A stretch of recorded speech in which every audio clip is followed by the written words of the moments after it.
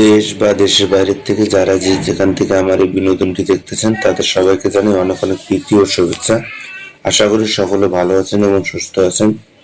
তাই আপনাদের সামনে প্রতিনিয়ত একটি করে ভিডিও নিয়ে আসি, যাতে নতুন এবং পুরাতন খামারি যারা আছেন তাদের উপকারে আসে এবং মুরগির বিভিন্ন বিষয় সম্বন্ধে জানতে পারেন। যেহেতু লেয়ার মুরগিতে অনেক কিছু সমস্যার সম্মুখীন হতে হয়, তাই আমি মনে করি যে আপনাদেরকে লেয়ার খামার করতে গেলে অনেক কিছু জানা থাকা দরকার এবং যদি নাও জানেন তারপরে কিছু ধারণা নেওয়া দরকার। যদি আপনার খামার করার ইচ্ছে থাকে এবং যদি লেয়ার মুরগি ব্যবসা করার ইচ্ছে থাকে, তাহলে আমি মনে করবো অবশ্যই আপনাকে কিছু না কিছু বিষয় জানা থাকা দরকার।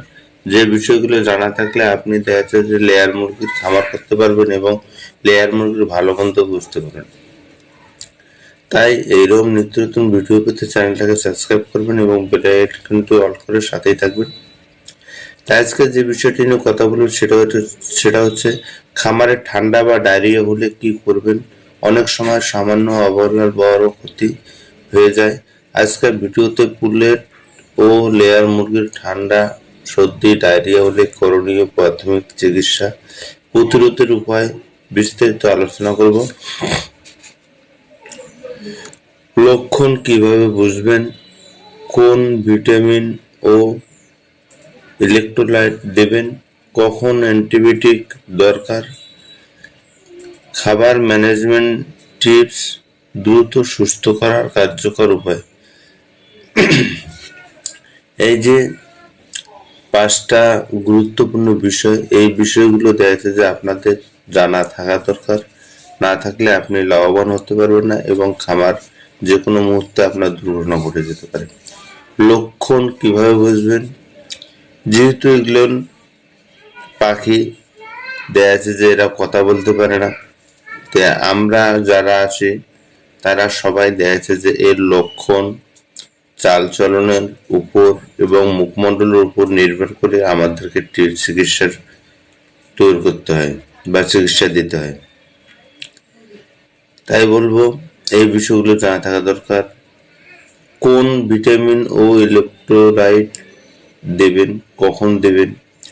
তে ভিটামিন দেওয়ার কিছু নির্দিষ্ট সময় আছে, তারপরে দেখা যাচ্ছে যে ইলেকট্রনিক স্যালাইন দেওয়ার কিছু সময় আছে। এই সময়গুলোর ভিতরে দিতে হবে, যেমন গরমকাল এবং ঠান্ডাকালে যেটা চলবে না, গরমকালে সেটা চলবে, গরমের সময় যেটা চলবে না ঠান্ডাকালে সেটা চলবে। এই বিষয়গুলো অবশ্যই একজন ডিবিএম স্যারের সাথে পরামর্শ করবেন, অথবা দেখা যাচ্ছে যে যদি আপনাদের জানার ইচ্ছা হয় অবশ্যই আমাকে কমেন্টে লিখে জানাবেন, না হলে আমার স্ক্রিনে দেওয়া নাম্বারে সরাসরি যোগাযোগ করবেন। করলে দেখা যাচ্ছে যে আপনারা এই বিষয়গুলো সম্বন্ধে বিস্তারিত জানতে পারবেন এবং দেখতে পারবেন। কারণ হচ্ছে ভিডিওতে এত কিছু বলা সম্ভব না। তাই অবশ্যই আপনাদের যদি জানার ইচ্ছে থাকে বা করার ইচ্ছে থাকে অবশ্যই আপনারা আমার স্ক্রিনে দেওয়া নাম্বারে সরাসরি যোগাযোগ করবেন। তাহলে অবশ্যই আমি আপনাদের এই সমস্যাগুলো সমাধান করে দেওয়ার চেষ্টা করব ইনশাআল্লাহ। তারপরে খামার ম্যানেজমেন্ট টিপস। তাই খামার হচ্ছে মূলধন, আর খামার চালানো, খামারের যে দেখশনের ভাড়াপনা থাকবে তার উপর পুরো খুব একটা গুরুত্ব দায়িত্ব থাকে। কারণ হচ্ছে তার উপরে নির্ভর করে খামার।